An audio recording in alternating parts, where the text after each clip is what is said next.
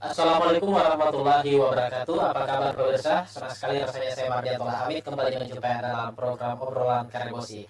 Tema kali ini obrolan Karebosi mengangkat manuver IAS bikin was-was. Ini tema yang cukup mengejutkan dan juga mengagetkan kita semua karena baru-baru ini Pak IAS hengkang dari partai berlambang Mercy, Partai Demokrat, dan kembali ke rumah lamanya. Dikatakan Pak IAS ke rumah lamanya, yaitu Partai Golkar. Dan tentu ini membuat iklim dan peta perpolitikan kita di Sulawesi Selatan kemudian berubah secara total kalau dilihat secara kacamata politiknya. IAS digadang-gadang menjadi salah satu figur yang bakal maju berlenggang di kontes Pesta Demokrasi 5 tahunan Pilgub 2024. Dan banyak tokoh yang sekarang, tidak hanya Pak IAS tapi juga tokoh-tokoh lain, figur-figur lain yang kemudian bermanuver politik. Ada yang senyap-senyap, kemudian ada yang terang-terangan, lalu ada juga yang cari aman, mencari kendaraan politik agar bisa maju di Pilgub 2024 mendatang. Dan terbaru yang mengagetkan kita dan mengejutkan kita adalah hengkangnya Pak Ilham Arief Sirajudin, politisi senior di Sulawesi Selatan dari Partai Demokrat menuju rumah lamanya Partai Golkar. Dan untuk membahasnya lebih jauh, kita telah bersama dengan Pak Ilham Arief Sirajudin, kader Golkar Sulawesi Selatan. Apa kabar Pak Ilham hari ini? Alhamdulillah. Sehat ya? Assalamualaikum warahmatullahi wabarakatuh. Para pemirsa, saya TV. Sehat Pak ya? Alhamdulillah sehat. Sehat. Warna bajunya cukup sepadan dengan warna aura mukanya Pak IAS hari ini. Ya. Lalu ada pengamat komunikasi politik UIN Al-Madin Makassar, Dr. Firdaus Muhammad. Apa kabar Pak Dr.? Baik, alhamdulillah baik. Saya ingin ke Pak IAS terlebih dahulu. Ya. Pak IAS, ini cukup mengagetkan kita. Hengkangnya Anda dari Demokrat kemudian kembali ke rumah lama yang seperti Anda sebutkan. Apa sih makna dari keluarnya Anda dari Partai Demokrat ini? Pertama saya mengatakan kalau kaget sih sebenarnya tidak perlu kaget. Karena hampir 2 bulan waktu saya pakai untuk mengambil suatu keputusan. Dan kebetulan dalam 2 bulan itu saya ketemu bulan suci Ramadan, bulan yang penuh berkah. Saya mencoba bertafakur dalam 1 bulan itu di setiap tengah malam. Kira-kira apa langkah politik yang harus saya lakukan sehubungan dengan tidak jadinya saya menjadi ketua Partai Demokrat. Karena terus terang saja beban berat yang saya pikul ketika saya menjadi calon gagal memimpin Partai Demokrat dengan perolehan suara yang mendominan, ya.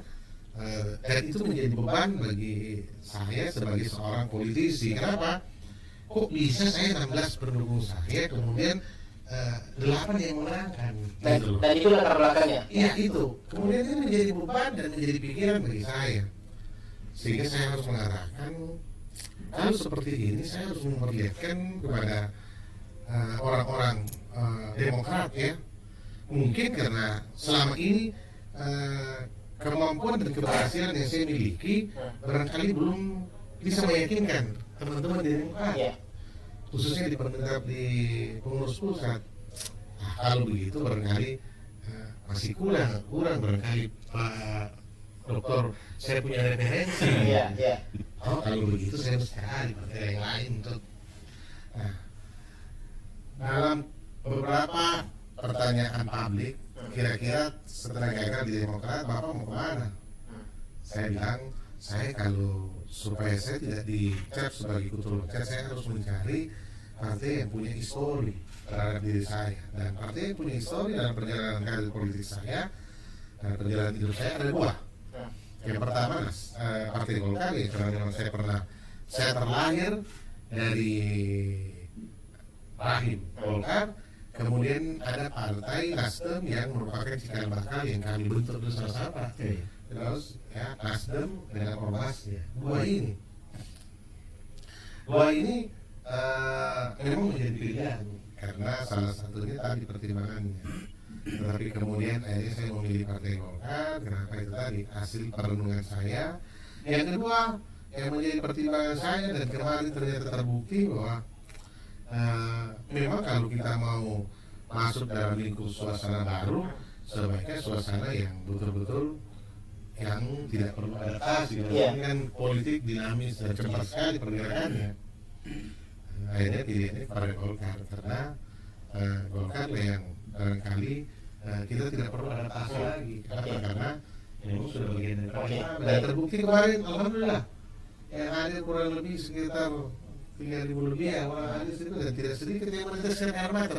Oh, ternyata memang ada kerinduan di teman-teman kader, khususnya di relawan dan kader ini terhadap saya, karena tidak bisa dibohongi. Saya betul-betul lihat mereka ketika Pak Nurdin memberikan komentar dan menyampaikan, memasangkan saya atribut, saya melihat ada linangan air mata dari beberapa kader-kader yang saya, oh berarti memang dia merindukan kehadiran saya. Alhamdulillah, ketika saya hadir di sini, insya Allah betul-betul bisa menjadi berkah. Dan Anda menganggap bahwa tempat ini adalah memang yang pas untuk Anda berlaku. Akhirnya menjawab itu saya katakan tadi bahwa adaptasi tidak perlu. Saya menjawab, oh ternyata memang kayaknya saya tidak perlu adaptasi karena begitu saya muncul, yang ada adalah teman lama semua. Yang kedua, ada kerinduan yang tadi. Oke.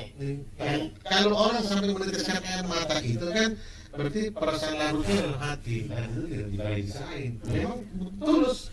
Ya, saya mengatakan, alhamdulillah berarti saya tidak salah dalam langkah, karena pada akhirnya yang saya menerima saya ini betul-betul memperlihatkan rasa kerinduan. Oke. Pak Firdaus, Anda melihat hengkangnya Pak Iyas dari Demokrat yang membesarkan namanya beberapa tahun terakhir ini ke Golkar itu seperti apa kalau Anda melihat dari kacamata politik? Ya, terima kasih. Jadi mungkin kita tepatnya mengucapkan selamat kepada Pak Iyas, Pak Aco kembali ke rumah politiknya, dan di sana ada kerinduan kader. Nah, jadi ibaratnya yang ditunggu itu sudah kembali, lalu kemudian rasa rindu itu tertunaikan dengan hadirnya Pak Aco. Jadi saya tidak bahas jauh soal hengkangnya dari satu partai ke partai lain, tetapi saya kira sudah cukup tadi reasoning dari beliau. Tinggal sekarang kita melihat misalnya kenapa Pak Ilham hengkang, jelas alasannya. Lalu kemudian justru yang menarik adalah ketika Pak Ilham kembali ke Golkar, dan sebenarnya bukan hanya ke Golkarnya, gitu. Artinya aktifnya kembali Pak Ilham di area politik.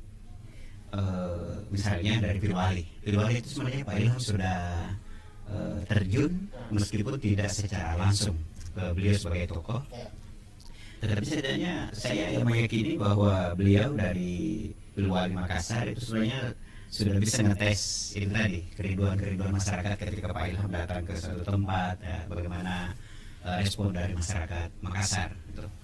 Lalu kemudian mencoba lagi peruntungan politik di Partai Demokrat, lalu kemudian seperti beliau katakan tadi sudah terbaca. Jadi tidak ada yang salah dari beliau itu tadi, karena dari segi fatsun politik kan beliau ada jeda waktu menunggu bagaimana respon misalnya terutama dari DPP.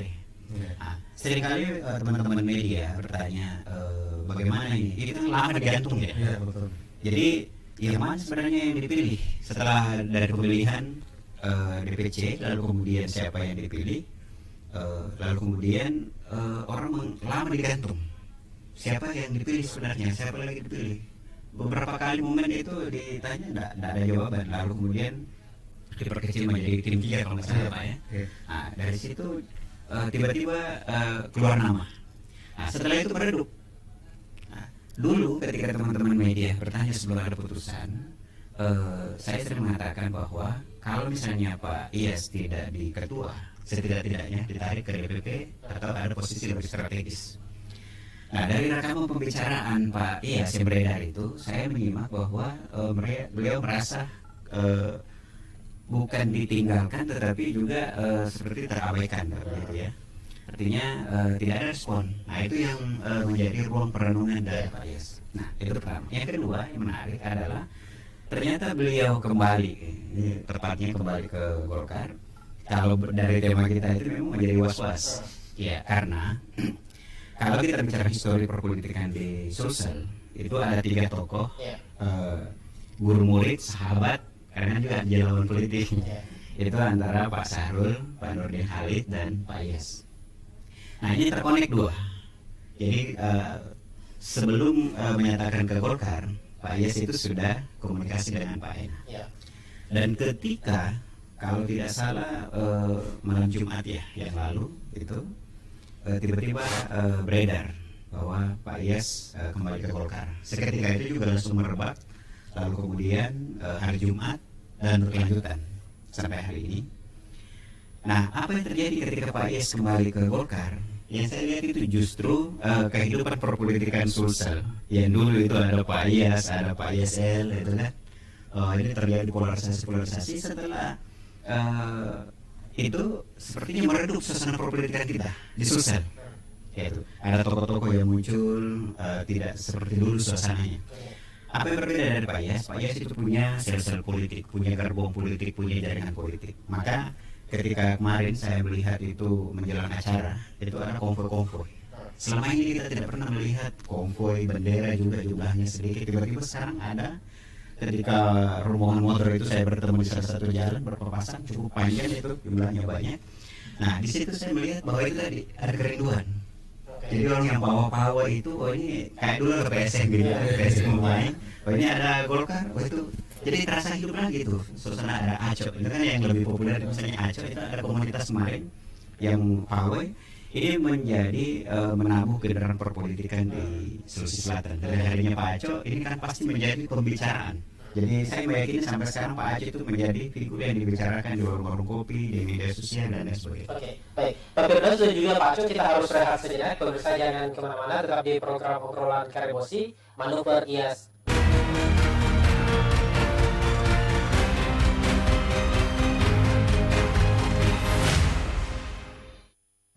Pertama, konvergensi 3 media dalam satu aplikasi. Nikmati kemudahan menonton Slobes TV, mendengar Slobes Radio, dan membaca berita-berita online. Semua di ponsel Anda. Download aplikasinya sekarang di Play Store dan App Store. Slobesmedia.id, referensi dan inspirasi.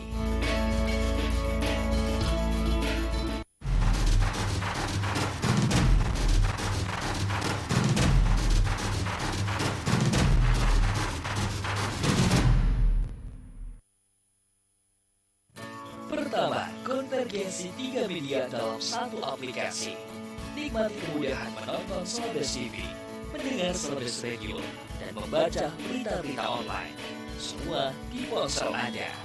Download aplikasinya sekarang di Play Store dan App Store. Slobesmedia.id, referensi dan inspirasi.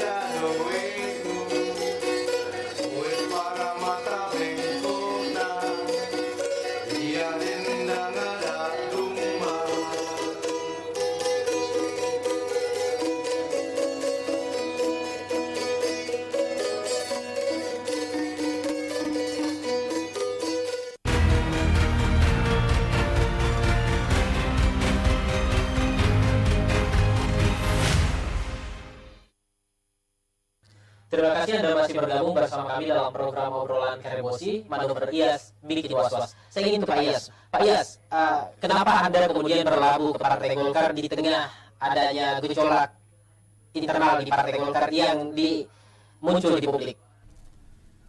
Kalau biasa kalau gejolak internal partai itu biasa. Iya. Tapi kan saya mau masuk ini untuk menambah energi. Makanya hilangkan pikiran yang terlalu jauh terhadap persepsi saya ada di gerbong Golkar. Saya masuk untuk menjadi kader Golkar.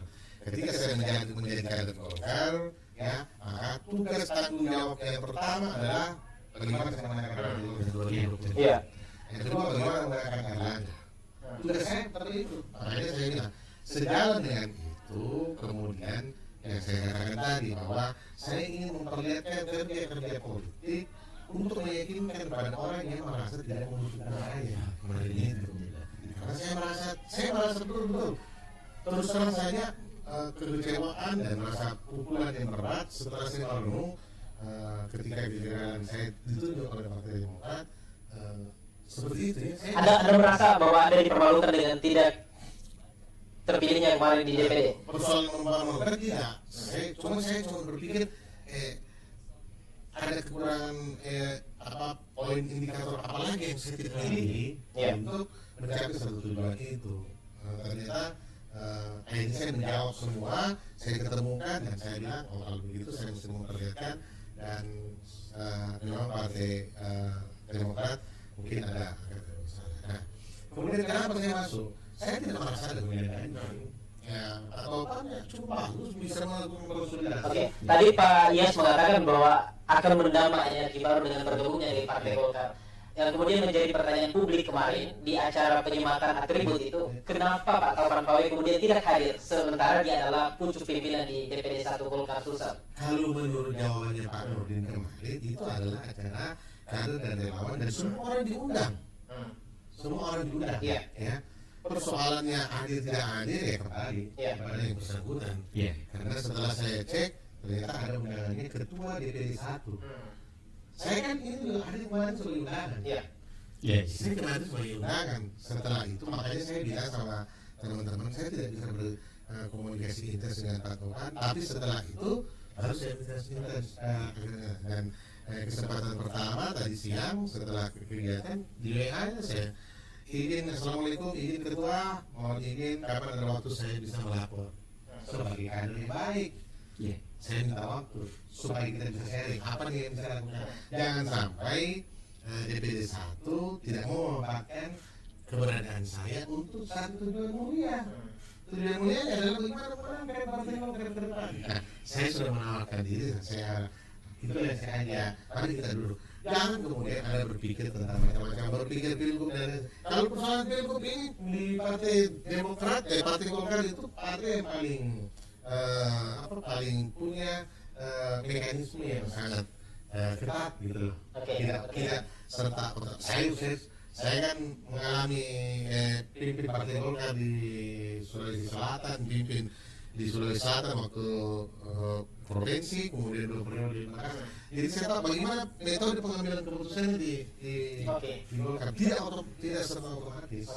Pak Firdaus, Anda melihat bahwa tadi menurut klaimnya Pak Iyas bahwa hanya memberikan energi baru sehingga bergabung ke Partai Golkar. Kalau Anda melihat dari sisi lain, dari kacamata politik, seperti apa Anda melihat? Ya, kita melihat siapa sosok Pak Iyas. Yang kedua, bagaimana Partai Golkar.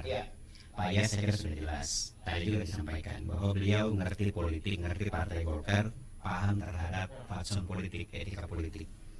Nah, kalau misalnya dari judul kita ini was-was, pertanyaannya siapa yang was-was? Nah, itu sebenarnya bosnya ini. Siapa sebenarnya was-was ini? Siapa yang was-was? Tapi kalau persoalan pilgub, siapa Pak Manto? Saya kalau pilgub besok, saya pasti jadi gubernur. Karena belum ada yang berani. Pak Taufan Pawe sudah menyatakan diri, Pak. Apanya? Pak Taufan Pawe pernah menyatakan siap maju juga. Alhamdulillah, berarti 2 orang kita bersaing. Oke, 2 orang bersaing. Itulah hebatnya Golkar. Karena dari dulu Golkarlah sebagai salah satu partai politik atau organisasi yang mampu mempersiapkan calon-calon politik. Kalau sekarang ini, bayangkan kalau sekarang Golkar ada Pak Nurdin Halid, ada Hermin Aksa, ada Pak Topan, ada Ilham Sirajudin, ada siapa lagi? Artinya sudah pantas memang ini menjadi momentum proyek produsen pemimpin tingkat upaya regional. Pak Firdaus, tadi klaimnya Pak Yas bahwa jika besok pemilihan gubernur dilakukan, maka dialah yang akan menjadi gubernur di satu sisi, Pak Taufan Pawe juga siap maju di Pilgub nanti. Anda melihat bahwa nanti Golkar akan terpecah dua seperti apa kalau dengan masuknya Pak Yas? Iya, jadi itu tadi, kalau Pak Yas sudah jelas sikap politiknya, pasti juga beliau bergabung di Golkar tentu punya target-target politik, cita-cita politik. Nah, sekarang bagaimana mekanisme di Golkar? Golkar itu partai kader, jadi tidak ada kesan bahwa Golkar itu pemilik partai. Jadi semua mekanisme. Nah, jadi kalau mekanismenya itu ya kader itu tadi, saya kira sudah tepat. Menunjukkan juga pernyataannya dari Pak Yas tadi menunjukkan bahwa dia adalah merupakan benar-benar kader Golkar yang memahami bahwa kita bekerja dulu untuk membesarkan partai, bagaimana memenangkan pemilihan legislatif, memenangkan pemilu gitu. Jadi jangan langsung bicara hasil, tapi bekerja dulu. Nah, yang dilakukan Pak Iyas sebagai dengan energi baru itu harus terdistribusi bagaimana Iyas mengkonsolidasi supaya Golkar menang. Jangan ada kewaswasan di internal Golkar bahwa Pak Iyas sebagai ancaman gitu. Jadi Pak Iyas harus benar-benar menjadi energi positif untuk membesarkan partai Golkar, dan saya kira Golkar itu harus merebut kembali, tetap merebut sebagai Sulsel sebagai basis gitu. Ini kan banyak sekali tokoh-tokoh Golkar yang hengkang ke partai lain. Nah, sekarang bagaimana dengan hadirnya Iyas sebagai simbol kader yang kemudian tetap membesarkan Golkar. Golkar di Sulawesi Selatan sebagai salah satu basisnya itu bisa dipertahankan.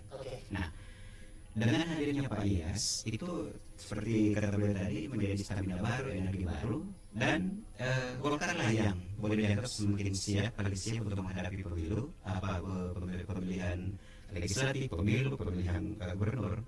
Karena Golkar ini akan semakin banyak dibicarakan karena banyak kadernya. Kita bicara misalnya politisi perempuan yang biasa dipertanyakan teman-teman media adalah ada Ibu Indah Golkar, ada Ibu Indah Kartika, itu Golkar. Itu dua perempuan saja adalah kader Golkar yang dibicarakan. Siapa perempuan yang bisa didorong ke pilgub disebut kader Golkar.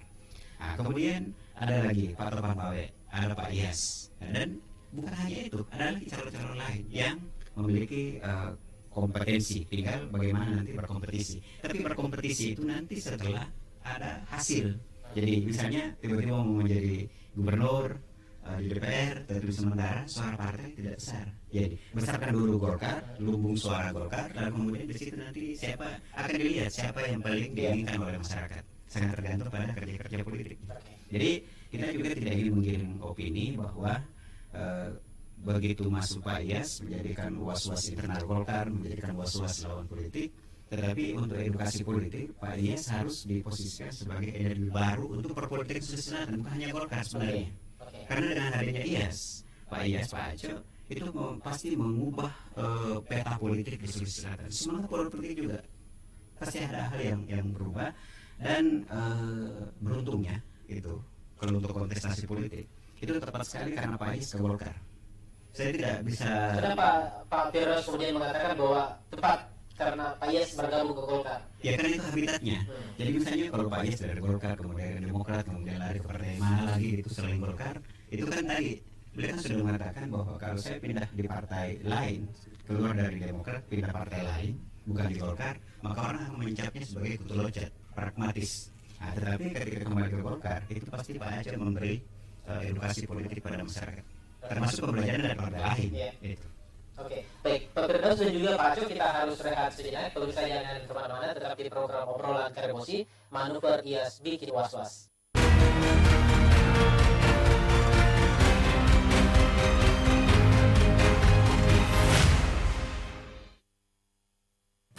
Pertama, konvergensi 3 media dalam satu aplikasi.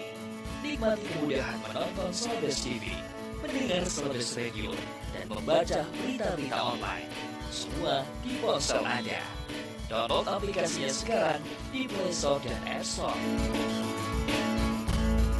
Celebesmedia.id, referensi dan inspirasi.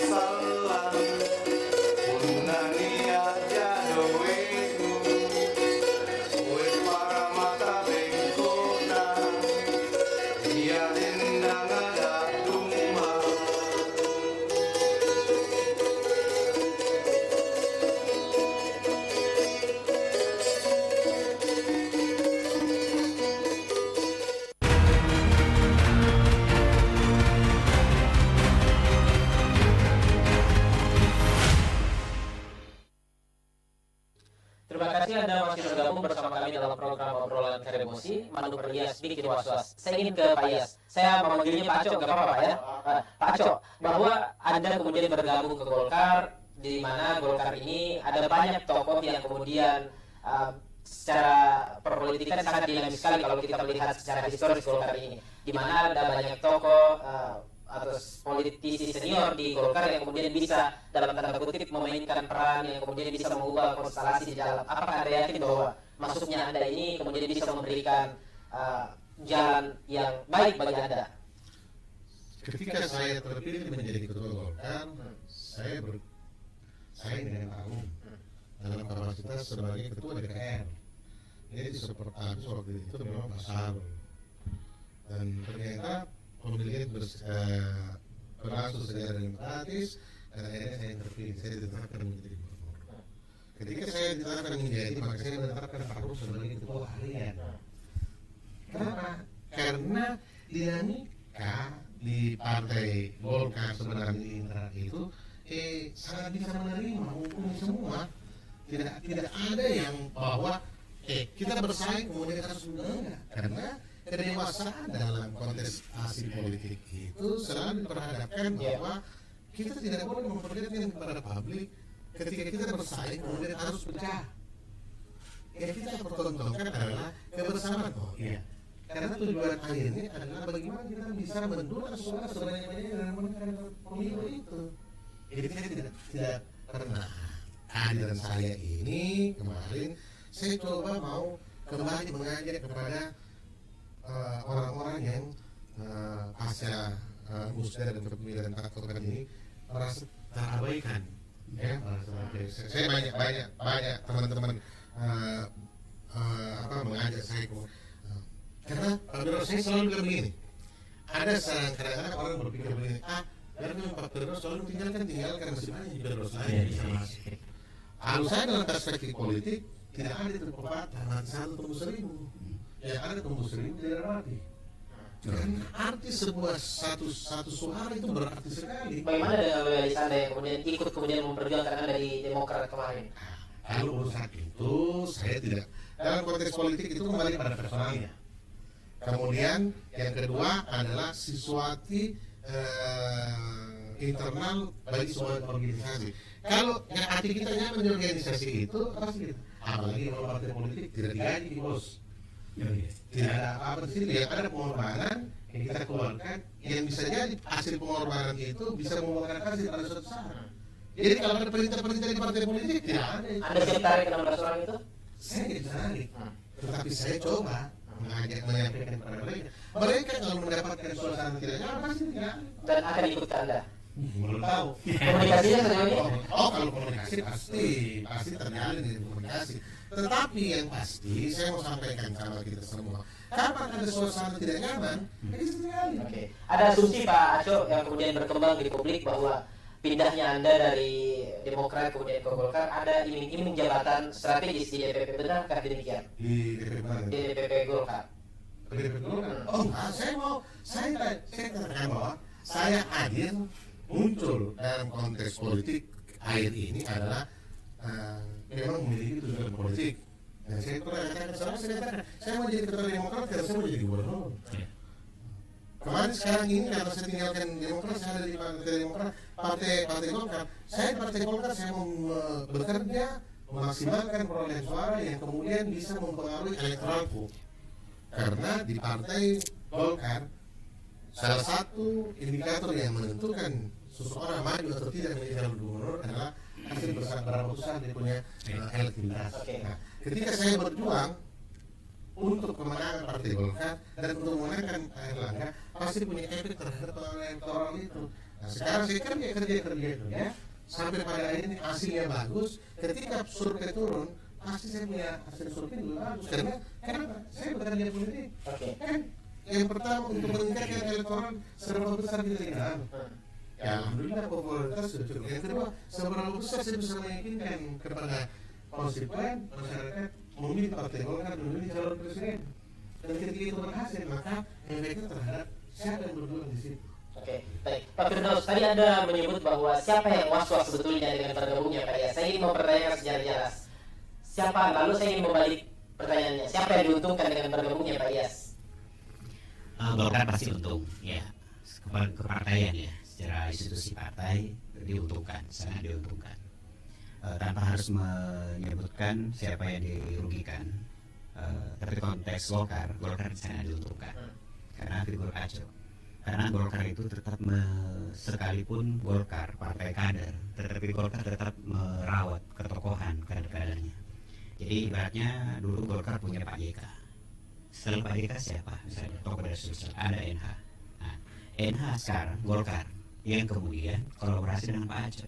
Nah, ini secara historis ini Golkar besar karena tokoh-tokoh itu. Nah, tokoh ini bukan menjual ketokohannya, tapi bekerja untuk partai. Nah, tadi kan sudah disampaikan Pak Aco. Jadi paradigma berpolitiknya kader Golkar seperti Pak Aco katakan, kita bekerja sebagai kader, kerja menunjukkan loyalitas bagaimana elektoral partai naik. Jadi bekerja untuk partai. Nah, sekalipun orang seperti Pak Aco itu tadi mengatakan kenapa mau menjadi ketua Partai Demokrat karena akan menuju gubernur. Nah, Pak Aco juga masuk Golkar pasti juga cita-citanya akan gubernur gitu. Nah, tetapi tentu tetap mengindahkan platform-platform politik, termasuk dalamnya juga manuver politik akan dilakukan untuk mencapai itu. Nah, jadi Golkar sangat diuntungkan. Nah, kalau yang dirugikan adalah justru itu siapa orang-orang yang justru merasa terancam dengan hadirnya Pak Aco, baik Golkar maupun di luar Golkar. Ya, jadi politik itu memang harus juga ada kolaborasi.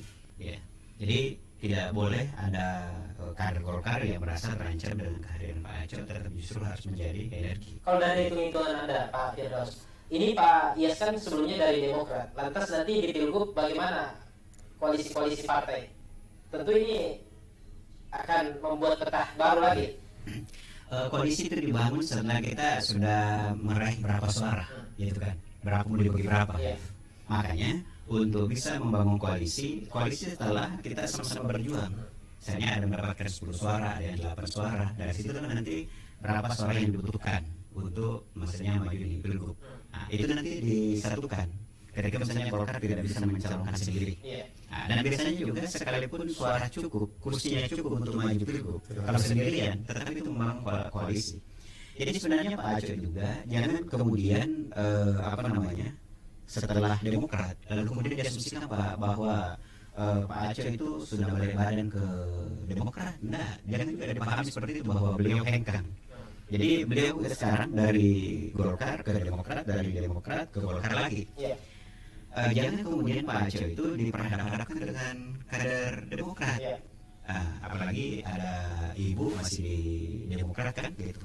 Jadi jangan sampai dibentur-benturkan lalu kemudian karena boleh saja nanti setelah hasil pemilu, hasil legislatif, hasil pilkada itu nanti sangat memungkinkan juga Golkar bisa koalisi dengan Demokrat. Tidak menutup kemungkinan. Karena itu jangan diperhadapkan lalu kemudian seperti ditutupkan pintu. Ya, itu koalisi-koalisi sangat memungkinkan terbangun. Dan saya meyakini bagaimana ketika Pak Aco ditinggalkan Golkar lalu kemudian kembali itu diterima. Bahkan beliau mengatakan ada kerinduan, ada genangan air mata. Jadi boleh juga jadi bahwa di Demokrat juga merasa kehilangan dengan ketidakhadiran Pak Aco sebagai kader Demokrat sekarang ini. Nah, tetapi suatu waktu ketika Pak Aco mengetuk pintu untuk masuk bertamu misalnya membangun koalisi dengan Demokrat itu sangat memungkinkan. Karenanya jangan dibenturkan Pak Aco dengan Demokrat. Lalu kemudian jangan juga dibenturkan Pak Aco dengan orang-orang di internal Partai Golkar.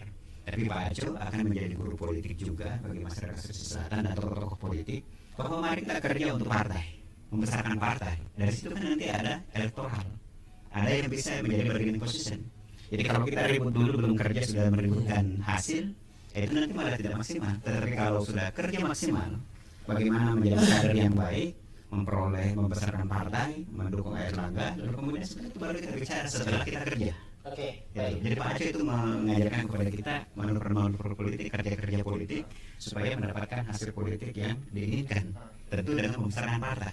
Jadi bukan hidup dari partai, bekerja dulu untuk partai, baru sebaliknya apa kemudian diberikan partai setelah kita bekerja untuk partai. Itu paradigmanya. Baik, Pak Firdaus dan juga Pak Aco, kita harus rehat sejenak. Kita akan kembali pemirsa usai jeda pariwara berikut ini tetap di obrolan Karebosi manuver Iyas dikit was-was.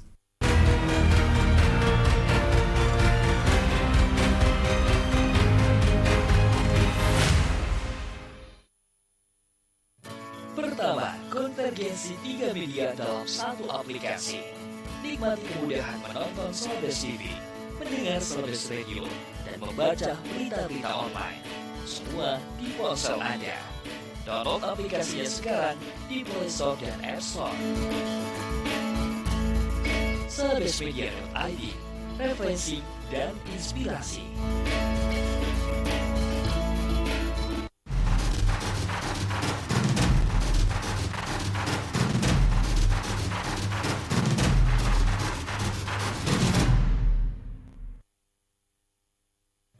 Pertama, konvergensi 3 media dalam satu aplikasi. Nikmati kemudahan menonton Celebes TV, mendengar Celebes Radio, dan membaca berita-berita online. Semua di ponsel Anda. Download aplikasinya sekarang di Play Store dan App Store. Celebesmedia.id, referensi dan inspirasi.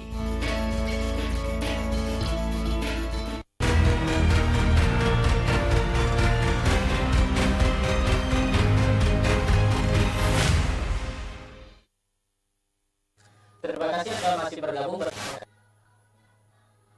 Manuver Dia Speaking Was. Saya ingin ke Pak Aco. Pak Aco, istri Anda masih di Demokrat sekarang. Hubungan Anda dengan Demokrat seperti apa sekarang? Masih bagus. Saya orang yang paling bisa memperbaiki. Kan saya kalau selesai bisa ketemu, saya ketemu juga. Saya cuma bilang, itu ada minta maaf gini. Oh iya, nggak masalah mas. Sebenarnya adalah pilihan terbaik menurut pandangan DPP. So memang yang sulit saya menjawab adalah bagaimana memberi penjelasan terhadap hasil. Jadi tidak ada. Nah keberadaan istri saya juga nggak ada masalah di fraksi, adem-adem saja. Yang memang menjadi bersoal nanti adalah menghadapi pemilu 2024. Apakah istri saya masih tetap mau mencalonkan diri menjadi anggota DPR? Kalau dia masih mau mencalonkan diri, maka pilihannya akan membuat bingung. Mau ke Demokrat, tetap Demokrat, atau di Golkar. Di satu sisi, pasti saya kalau di Demokrat, pasti akan berbenturan. Bisa jadi, ya, di akhir cukup dengan 2 periode. Tidak akan melanjutkan lagi untuk mencalonkan diri di periode yang akan datang. Tapi kan kembali lagi. Atau kan pilihan lain, bisa jadi DPD kan tidak ada warna. Iya. Bisa jadi, atau begitu. Kira-kira gitu. Oke. Tadi Anda katakan bahwa karena Anda bergabung tentu Anda punya target dan alasan. Salah satunya adalah menatap Pilgub 2024. Strateginya seperti apa kalau Anda lihat? Waktu saya di Demokrat, karena saya yakin di Demokrat Kita tidak berbicara soal Demokrat. Ini soal Golkar dulu, Pak. Ya. Ini saya mesti menggambarkan itu. Waktu saya di Demokrat, karena tidak ada tokoh yang ada di situ, maka saya tidak malu-malu mengatakan diri saya. Saya mau jadi ketua Demokrat, saya mau jadi gubernur. Tapi kalau di Golkar, saya harus mengatakan saya kader akan bekerja untuk memenangkan partai Golkar dan memenangkan Erlangga yang akan berpengaruh pada elektoral saya. Saya tidak ujuk-ujuk datang, saya mau jadi kader Golkar karena mau jadi gubernur di Golkar. Tidak, karena saya tahu ada di situ. Kita berkompetisi, ada Pak Topan, ada Pak Nurdin, ada Erwin, bisa jadi. Kan ujungnya. Tapi salah satu cita-citanya ke sana. Pasti. Saya tidak mau sesuaikan tujuan. Tetapi ketika saya ada di partai Golkar, saya tidak ujuk-ujuk bila saya kemudian saya mau jadi gubernur bos. Tidak, saya harus memperlihatkan kinerja saya seperti apa. Karena kerja politik yang saya akan lakukan akan berpengaruh. Berpengaruh pada mana? Pertama berpengaruh pada elektoral. Yang kedua berpengaruh pada ketika saya sudah mencalonkan diri, ruang sosial saya tidak akan berat karena sudah terkenal duluan, sudah tahu duluan. Memang yang dibutuhkan sekarang ini sebagai politisi dan punya orientasi ke depan adalah harus bisa mampu sekuat-kuatnya melakukan silaturahmi dengan konstituen. Cara mendasar kita di situ. Kalau kita tidak bisa bersentuhan, jangan harap. Jangan harap. Gitu. Oke, Pak Ias, maaf saya harus mengatakan ini bahwa apa yang kemudian Pak Ias kemudian membuat percaya diri kembali untuk maju aktif berpolitik. Saya harus mengatakan bahwa beberapa tahun yang lalu Anda kemudian tersandung kasus hukum. Oh, hal itu ya. Pertama, sebenarnya saya orang yang dan keluarga sudah tidak melihat pada siasa. Tetapi yang kemudian muncul adalah permintaan publik dan desakan orang-orang terhadap sosok Ias ke depan, gitu loh. saya merenungkan itu dan akhirnya saya menyatakan bahwa saya tidak boleh menempatkan egoisme saya mau menolak ini semua. Kenapa? Karena ada sebagian masyarakat yang merindukan dan meminta untuk hal itu. Karena kalau ego saya muncul, maka bisa jadi akan korban istri saya, korban anak saya yang sudah selanjutnya masuk dalam dunia politik. Kalau saya tidak layani, ya, akhirnya saya coba masuklah melalui pendekatan dinamika politik yang terjadi pada tahun 2020, 1920 di Pilkada Wali Kota Makassar. Saya coba masuk dan saya coba terjun di tengah-tengah masyarakat pasca saya keluar dari pesantren kehidupan itu, ternyata tidak ada pengaruh. Ya.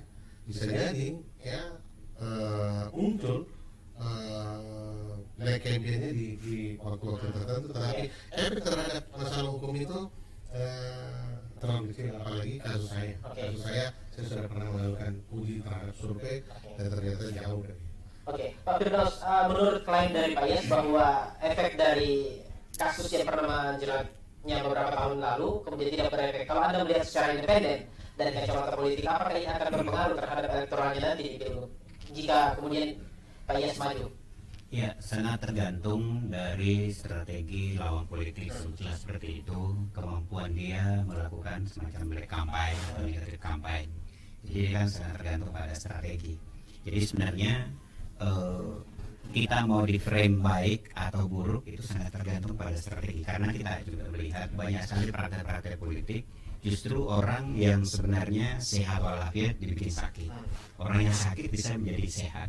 Jadi itu menjadi skenario dari para pekerja politik di hari nanti, di momen politik ya. Misalnya kalau pilgub pada masa kampanye itu mungkin saja. Nah, tinggal bagaimana strategi mengkanternya gitu. Jadi ini masuk ke area strategi politik. Jadi sebenarnya ada kasus menarik itu kalau di Filipina, Bongbong Marcos itu kan Filipina menjadi hampir sama dengan Indonesia. Bisa orang menyebutnya pemaaf, pelupa, orang tidak dendam gitu kalau ranah politik ya. Jadi bagi saya Pak Aco sudah hatam di situ. Pak Aco sudah memperhitungkan secara matang di situ dan ada strategi-strategi pasti bagaimana mengklarifikasi melakukan tabayun. Jadi kalau saya sekarang bersama-sama Pak Aco dan elit di Sulawesi Selatan lintas partai ya, sekarang kita harus menyuguhkan kepada masyarakat apa yang harus menjadi visi misi membangun Sulsel, apa yang menjadi program-program. Karena jangan sampai kita ini lebih banyak menabuh genderang-genderang politik, lalu kemudian masyarakat tetap tidak mendapatkan jalan yang baik, pelayanan yang baik. Akhirnya kan orang tidak mendengar kalau perbincangan kita, karena masyarakat butuhnya itu real, masalah jalanan, masalah. Jadi kalau Pak Aco misalnya orang hitung, ketika Pak Aco dulu seperti ini cara membangunnya, ada yang legasinya misalkan. Nah kalau nanti Pak Aco itu menjual pada program, itu akan menjadi perhatian dari publik. Kalau persoalan hukum tadi itu sudah selesai, tinggal nanti kemasannya, lawan politik memainkannya seperti apa, Pak Aco mengantarnya seperti apa. Nah, dan yang terpenting lagi, ini Pak Aco juga saya kira sudah paham bahwa fenomena politik yang akan kita hadapi nanti ada berbeda dengan sebelumnya. Dengan hadirnya pemilih milenial, generasi Z itu menjadi sangat fenomenal. Mereka itu akan berpikir pendek. Jadi nanti pada pilgub Pak Aco itu menjual apa? Itu isu-isu politik apa yang selaras dengan kebutuhan anak-anak remaja usia milenial. Jumlahnya mereka nanti sangat besar. Nah, kalau mereka bisa dipengaruhi cukup dengan media sosial, tidak perlu berkampanye mengeluarkan uang sampai miliaran begitu banyak, tetapi tinggal bagaimana mengendalikan media sosial dengan pencitraan-pencitraan sesuai dengan kebutuhan mereka.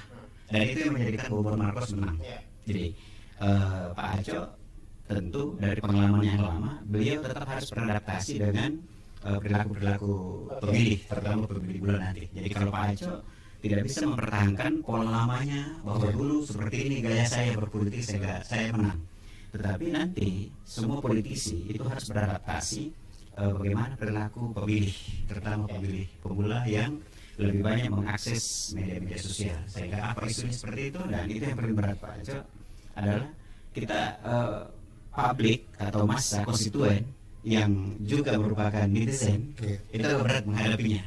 Sekarang kita bagaimana memfilter, mempolarisasi masyarakat yang notabene adalah netizen itu seperti apa maunya. Nah, di sini saya kira nanti Pak Aco harus ada pengkajian-pengkajian seperti elit politik lain untuk mengedukasi masyarakat pemilih yang dalam hal ini kaum netizen itu. Oke. Pak Aco, apa yang akan dilakukan untuk menggait seperti yang dikatakan Pak Firdaus tadi, menggait pemilih milenial? Saya dari awal sudah katakan bahwa pemilu 2024 pemilih milenial itu ada di angka 60%. Oh. Di Sulawesi Selatan sendiri 58, di 6 kota Makassar 62%. Dan kita sudah pilih, kita sudah beritahu semua itu. Iya, sudah dipetakan. Bagaimana kemudian mempengaruhi? Nah, harus dibaca. Kelompok milenial ini ada beberapa, ada beberapa segmen tertentu. Ada yang memang hobinya, tetapi memang kuncinya adalah bagaimana kita masuk dalam wilayah digitalisasinya itu. Ini yang paling penting di gerakan media sosial. Alhamdulillah, kebetulan hal-hal yang seperti itu kita tidak terlalu kaku. Kalau kita lihat saya di Instagram, saya lihat di Facebook, suasana itu masuk. Apalagi kalau saya muncul di ruang-ruang kelompok Z itu, generasi Z itu, ya alhamdulillah bisa masuk lah. Artinya disuruh nyanyi dengan lagu kekinian, Tapi tim sudah terbentuk Pak. Sudah. Karena tim saya itu biasanya dalam pesantren tetap berjalan karena kita mau mengukur, karena kita sudah terlanjur masuk dalam wilayah politik, tidak pernah kecuali kalau kita mengatakan bahwa ya udah selesai. Tidak pernah selesai. Oke. Boleh saya katakan fix Pak Iyas akan maju pilgub, tapi nggak usah dijawab. Kita akan kembali pemirsa di obrolan Karebosi. Manuver Iyas bikin was-was.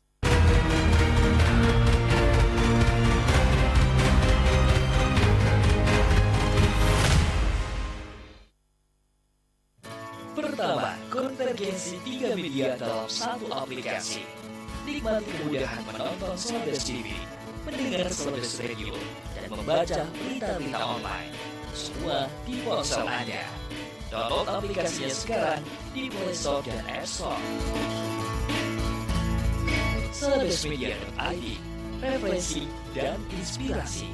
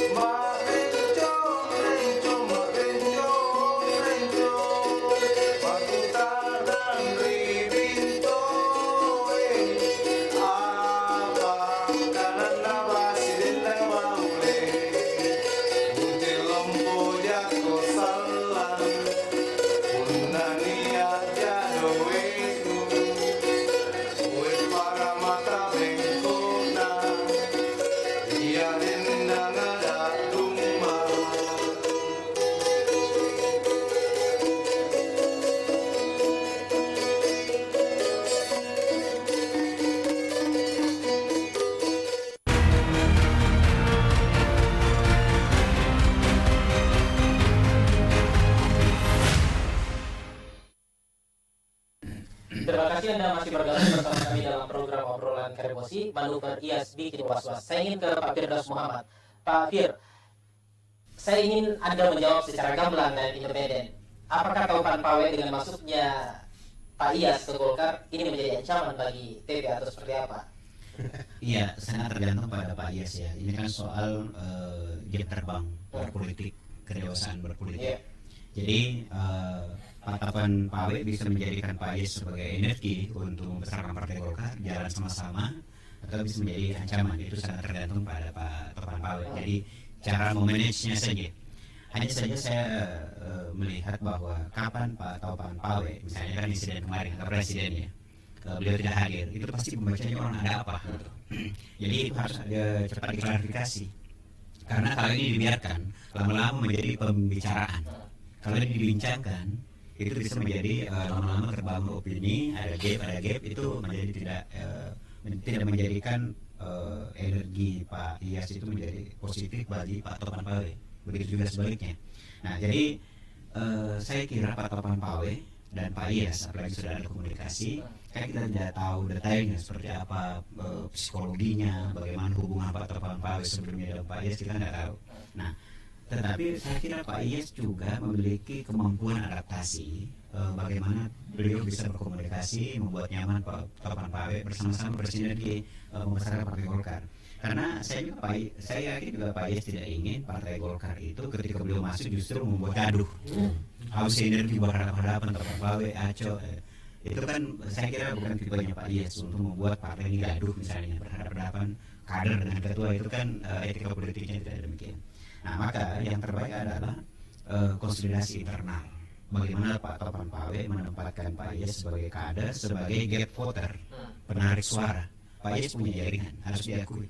Bukan hanya di Makassar, tetapi di daerah-daerah. Saya kira Pak Iyas sudah punya jaringan-jaringan di berbagai kabupaten kota. Karena beliau pernah maju pilgub. Ini bukan persoalan kalah menang, tetapi Pak Iyas memiliki modalitas sosial, ada jaring-jaringannya, ada rumah yang bisa disinggahi. Itu karena beliau sudah pernah mengetahui dari daerah ini, saya pernah di sini, ada temanku di sini. Bahkan kemarin itu sampai sudah ada yang mengaku saya loyalisnya Iyasmo, gitu kan? Orang sudah lupa kan Iyasmo, tapi begitu disebut Pak Iyas, orang masih nambah Pak Iyasmo. Ada memori bagi masyarakat. Nah, jadi saya kira justru Pak Taufan Pawe dan Pak Aco itu kita berharap jangan ada gap, karena ini menjadi presiden politik yang tidak baik untuk masyarakat. Jadi bukan hanya Golkar, tetapi ketertarikan orang terhadap politik ini sangat tergantung pada perilaku elit. Nah, kalau misalnya Pak Taufan Pawe berseberangan jalan dengan Pak Iyas, itu merugikan Partai Golkar dan merugikan bagi kita masyarakat karena edukasi politik tidak berjalan. Nah, jadi sebenarnya tugas partai itu memberikan edukasi politik termasuk dalam memberi contoh-contoh komunikasi politik yang baik untuk membesarkan partai. Jadi kita juga berharap banyak dari Pak Aco untuk terus membangun komunikasi dengan Pak Taufan Pawe, dengan Pak NH, lalu kemudian Pak Erwin, ya, Pak Munafri, Golkar, Makassar, dan lain sebagainya, supaya Pak Aco itu benar-benar menjadi seorang kader, tokoh politik yang menunjukkan kelasnya, bahwa beliau bisa proaktif misalnya ke Pak Taufan Pawe, gitu kan, ketemu di warung kopi dan lain sebagainya. Agar apa?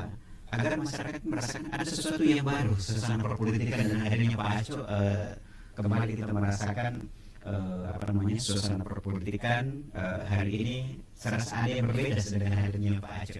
Nah, kita berharap sekali dengan Pak Aco sekarang yang mau tidak mau pasti dibicarakan. Karena dalam politik salah satu poin penting itu adalah dibicarakan. Terlepas orang kadang-kadang mau dibicarakan positif atau negatif, itu yang penting dibicarakan dulu, kan? Supaya itu karena kalau dibicarakan, kadang-kadang partai juga menikmati itu konflik karena mau dibicarakan terus. Nah, nanti pada akhirnya mereka konsolidasi, rekonsiliasi selesai, tapi dibicarakan terus. Nah, tapi kita tetap berharap untuk edukasi ke masyarakat, Pak Aco, Pak Taufan Pawe, dan kader-kader Golkar lain itu tetap dibicarakan di masyarakat, tetapi dalam konteks edukasi politik. Baik. Pak Iyas, saya tidak mengaminkan apa yang dikatakan oleh Pak Firdaus tadi bahwa ada gap antara Iyas dengan kemudian Taufan Pawe. Tetapi di satu sisi ada dilema. Anda kemudian masuk ke Golkar karena dorongan kader simpatisan Anda, orang-orang terdekat Anda, bahwa Anda masuk ke Golkar tentu cita-citanya adalah pilgub. Lalu Pak Topan Mawe juga akan maju ke Pilgub. Apakah Anda secara mental dan fisik siap untuk berhadapan dengan Pak Ketua atau seperti apa? Saya sudah katakan tadi, saya sudah 40 tahun di Partai Golkar, ya. Kurang lebih 40 tahun lah saya di Partai Golkar. Dan saya tahu bagaimana mekanisme dan bagaimana mengelola partai ini. Jadi saya tidak ujuk-ujuk jadi ketua Golkar. 40 tahun saya perjalanan Pak Jaros. Saya pernah coba mengumpul-umpul SK saya di Golkar, ya. Hampir 12 tahun saya itu jabatan tertinggi adalah komandan di situ koordinator pengamanan proses Satgas. Bayangin, jadi saya itu bontaman yang di lapangan masih zamannya Harmoko, saya masih sudah dulu di dunia Golkar. Nah, kemudian dalam kontes politik ya pilkada dan lain sebagainya menentukan kan di semua tingkatan itu ada mekanismenya. Jadi ketika saya masuk di Golkar, saya tidak perlu bicara dengan bosan menjadi gubernur, karena pada akhirnya ketika saya punya peluang untuk menjadi gubernur, pasti dimintain. Punya peluang jadi gubernur, harus siap soalnya kan, harus siap gitu loh. Tapi waktu saya di Partai Demokrat, karena saya menganggap saya tidak ada pesaing sih, saya mengatakan sih bahwa saya mau jadi ketua Demokrat karena saya mau jadi gubernur. Oleh karena itu ketika saya bergabung di Partai Golkar, saya mengatakan hari ini adalah hari untuk kita bekerja untuk memenangkan Partai Golkar dan memenangkan RR. Tujuan itu karena itu adalah putusan partai, itu adalah tanggung jawab kita ke depan. Tidak bicara dengan konteks karena yang seperti yang tadi nanti kerja dulu baru kita mau hasilnya. Sekarang tapi sudah ada tim ini Pak, tim milenial, tim yang solid yang dibawa. Saya kan begini, partai politik itu kan cuma alat untuk mengantar proses, ya. Kemudian bagaimana mendulang suara itu kan semata-mata partai politik yang mendulang suara. Tapi ada tim.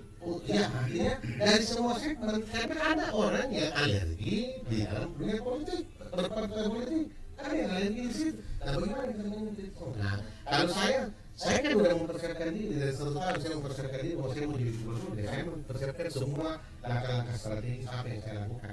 Kalau kebetulan saya sekarang ini, bahkan tidak sedikit sekarang teman-teman sudah mengumpulkan KTP, laporan saya sudah hampir 300.000 KTP yang sudah terkumpul. Ini mau memperlihatkan juga bahwa pada dasarnya selain partai politik independen pun teman-teman jangan. Cuma saya selalu mengatakan jangan, kita tetap memberi edukasi pendidikan politik kepada masyarakat bahwa partai politik menjadi salah satu sarana dan fasilitas yang Oke. Pak Yas, singkat aja closing statement Anda. Harapan Anda agar Pilgub nanti dan arah perpolitikan kita di 2024 bisa berjalan aman, adil dan juga lancar. Kunci dalam politik selalu adalah komunikasi, baik eksternal maupun internal. Jadi kalau bicara tentang Golkar, maka mari kita duduk sama-sama, kita bicara, kita menata ke depan.